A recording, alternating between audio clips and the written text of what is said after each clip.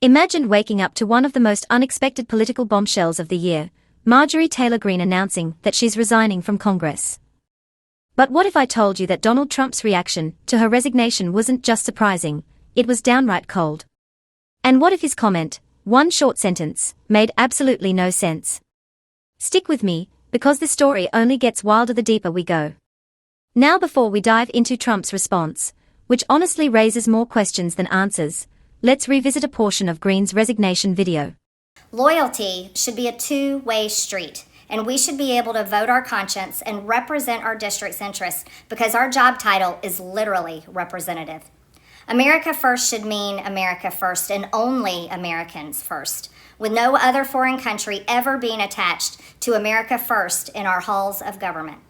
Standing up for American women who were raped at 14 years old, trafficked and used by rich, powerful men should not result in me being called a traitor and threatened by the President of the United States, whom I fought for. I have too much self-respect and dignity. I love my family way too much, and I do not want my sweet district to have to endure a hurtful and hateful primary against me by the president that we all fought for, only to fight and win my election while Republicans will likely lose the midterms, and in turn be expected to defend the president against impeachment after he hatefully dumped tens of millions of dollars against me and tried to destroy me. It's all so absurd and completely unserious. I refuse to be a battered wife, hoping it all goes away and gets better. If I am cast aside by the president and the MAGA political machine and replaced by neocons, big pharma, big tech, military-industrial war complex, foreign leaders, and the elite donor class that can never ever relate to real Americans, then many common Americans have been cast aside and replaced as well.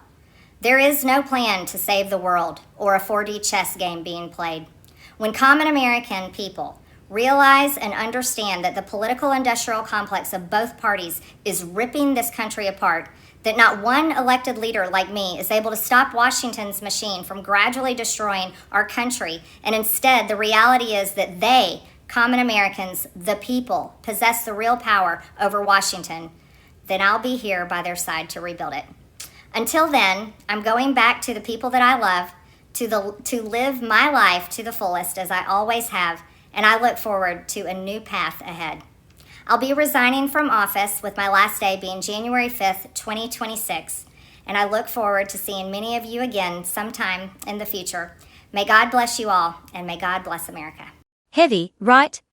But if that wasn't shocking enough, Donald Trump was asked by ABC's Rachel Scott for his reaction, and what he said left a lot of people confused. Trump responded, quote, "I think it's great news for the country. It's great." When Scott followed up, asking if Greene gave him a heads up, Trump shut it down with, "Nah, it doesn't matter, you know, but I think it's great. I think she should be happy." And then came the line that made the internet stop and collectively go, "What?" Rachel Scott pressed him about the tension between them, and Trump responded, "Only between me and her, not her and me." He added that he has no plans to talk to her, and that he wishes her well. Now I have to pause here and ask the same question you're probably asking right now. What does only between me and her, not her and me even mean? How can a rift exist in one direction, but not the other? Is he trying to dodge? Deflect? Confuse? Or was it just another moment of saying something that sounds like it should be profound, but collapses under even a second of thought? But even more bizarre is the tone Trump took. Because whether you agree with Greene or not, the truth is simple, she has been one of Trump's fiercest loyalists. She stood by him when almost nobody else would. And in return, he shrugged her off like she was an inconvenience. And here's where things get even more telling. It's one thing to criticize Greene's political career, and believe me, there is plenty to criticize. She's an election denier, a January 6th sympathizer, a promoter of conspiracy theories. Nobody is pretending she's some newly awakened moral hero because of a couple weeks of calling Trump out. But the reality is she was incredibly loyal to him. So Trump immediately brushing her aside really reveals something about him that many people have been pointing out for years. He uses people. And when he's done with them, he tosses them aside like they were nothing. Think about it, this isn't the first time. Not even close. He did it to Ronna McDaniel, Michael Cohen, Gordon Sondland, Rex Tillerson, who he called dumb as a rock. Mike Pompeo, whose clearance he yanked. Kayleigh McEnany, who he trashed. George Papadopoulos, who he pretended not to know. Christopher Wray, who he pushed out. His own vice president, who he left to the mercy of a mob. Even Elon Musk, who poured millions into supporting him. And the list just keeps going. But here's the point that matters most: if Trump can throw away people who worked directly for him, sacrificed for him, protected him, sometimes even broke the law for him, what chance do regular Americans have? If loyalty means nothing to him, then where does that leave the single mom working 2 jobs?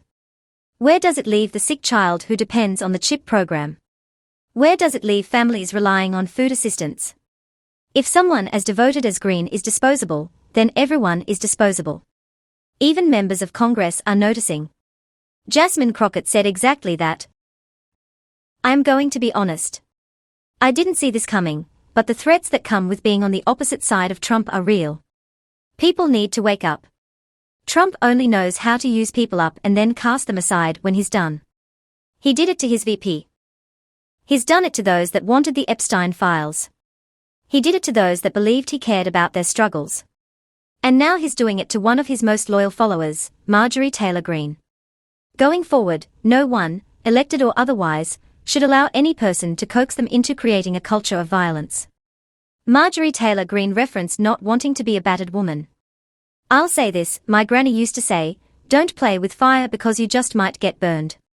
I'm still waiting for Republicans to stand firmly against the president's death wishes on sitting members of the House and Senate.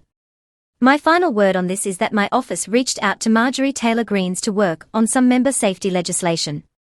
I'm serious about working collaboratively on this effort.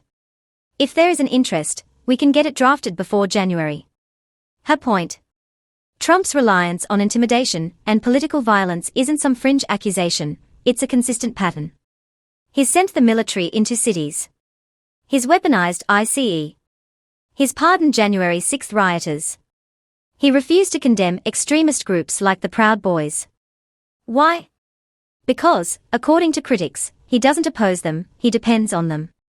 And when he needs to send a message, even to his inner circle, he'll unleash the same mob he uses to keep himself in power. And now Greene is realizing exactly who she helped build up over the last 5 years. But here's the twist: the MAGA base might finally be showing cracks. After recent elections, sinking poll numbers, congressional defections on the Epstein files vote, and growing dissatisfaction inside the GOP, something is shifting. Republicans are looking less like a united force, and more like a party fraying at every seam. They spent years attacking rather than governing, and now that they actually have to lead, they are lighting fires instead of putting them out. And the American people, even some Republicans, they are getting tired. If you're still here, thank you, because this story is far from over. So before you go, if you got value from this breakdown and want to support independent commentary, please hit that like button, subscribe to the channel, and drop a comment below. What do you think Trump meant when he said the rift was only between me and her, not her and me? I genuinely want to hear your theories. And as always, thank you for watching.